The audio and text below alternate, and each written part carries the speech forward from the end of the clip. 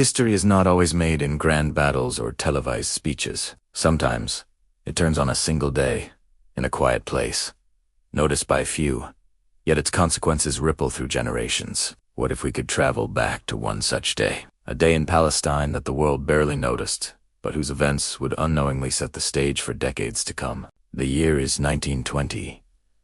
The dust of the Great War has settled, but the winds of change are sweeping across the Middle East.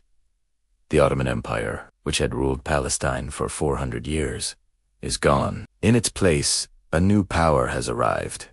Great Britain, governing under a mandate from the newly formed League of Nations. In the ancient, sun-drenched hills between Jerusalem and the Mediterranean coast, life for many villagers continues much as it has for centuries. Farmers tend their olive groves and wheat fields, their lives dictated by the seasons, their connection to the land deep and abiding. But beneath this surface of timeless routine, a new tension is brewing. The Balfour Declaration of 1917, a British promise to support the establishment of a national home for the Jewish people in Palestine, has sent waves of uncertainty through the Arab population. At the same time, Zionist immigration from Europe is increasing. Land, once the bedrock of village life, is becoming a commodity, a subject of legal disputes and political maneuvering. Our story focuses on one such place, the village of Wadi.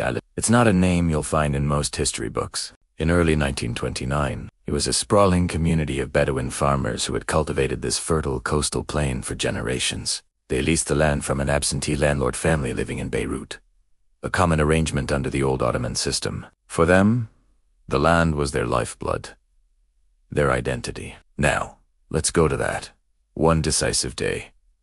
November 27th, 1929. Imagine waking up to the familiar sounds of village life. The air is cool, carrying the scent of damp earth and wood smoke. But on this morning, a different sound cuts through the peace. It's the sound of official vehicles arriving, carrying British Mandate police officers. They're not here for a friendly visit. They carry a legal document. An eviction order. What happened? A few months earlier, the 7,500 acres of land that the villagers of Wadi al-Hawarith had farmed for generations were sold. The absentee landlords in Beirut sold the entire tract to the Jewish National Fund, an organization dedicated to acquiring land for Zionist settlement. The villagers, who had considered the land their home, were now legally defined as tenants with an expired lease. They were told they had to leave. The villagers had protested. They sent petitions to the British High Commissioner in Jerusalem. They argued that their families had worked this land for a century, that they had nowhere else to go. They pleaded that this wasn't just a legal transaction, it was the erasure of their entire community. A British official, Louis French, was appointed to investigate their case. He acknowledged the moral weight of their claim, noting that their long-standing connection to the land deserved consideration. But the law, as the British administration interpreted it, was clear. The sale was legal. The eviction was to proceed. And so, on November 27th, the police arrived to enforce the order. There is no battle, no grand confrontation. The scene is one of quiet, heartbreaking despair. Families are ordered to gather their belongings. We see them loading what little they can onto donkeys and carts a few pots. So may blankets, the tools of their trade. They look back at the fields they had plowed just weeks before, at the homes where their children were born. The archival records from that day describe a scene of bewilderment and shock. The farmers of Wadi al-Hawarith were not political activists.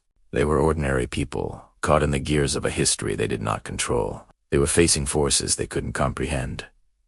International politics, new land laws, and a global movement whose ambition was transforming their home. The British police, many of them just young men doing their job, oversee the process.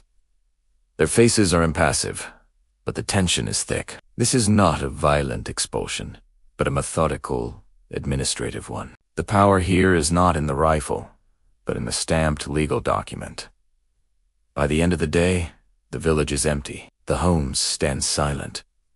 The fields are untended. The people of Wadi al-Hawarith are displaced, forced to scatter, seeking work and shelter in nearby towns or setting up temporary camps. They have become landless. In the immediate aftermath, The world barely noticed.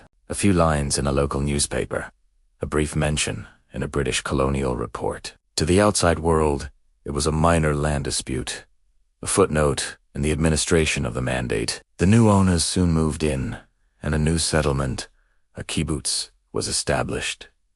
The name of the place changed. The landscape began to transform.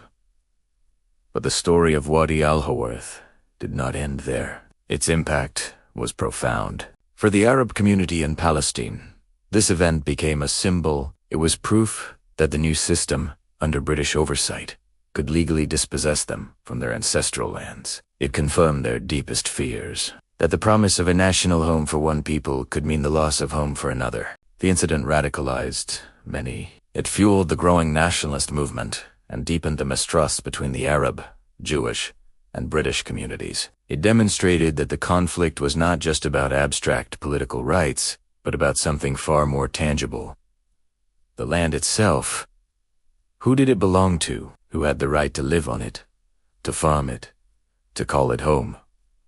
The events of that single day in November 1929 were a microcosm of a much larger process that would unfold across Palestine in the years and decades to come. It was a quiet turning point, a moment when abstract policies became a painful human reality. The displacement of a few hundred farmers from a village via never heard of helped set the course for a conflict that continues to this day. History is often told through its loudest moments, but sometimes the most important truths are found in the quiet, forgotten stories. The story of Wadi al-Hawarith reminds us that huge historical changes are lived and felt by ordinary people, one day at a time. It's a day the world barely noticed, but one that Palestine has never forgotten. Thank you for watching.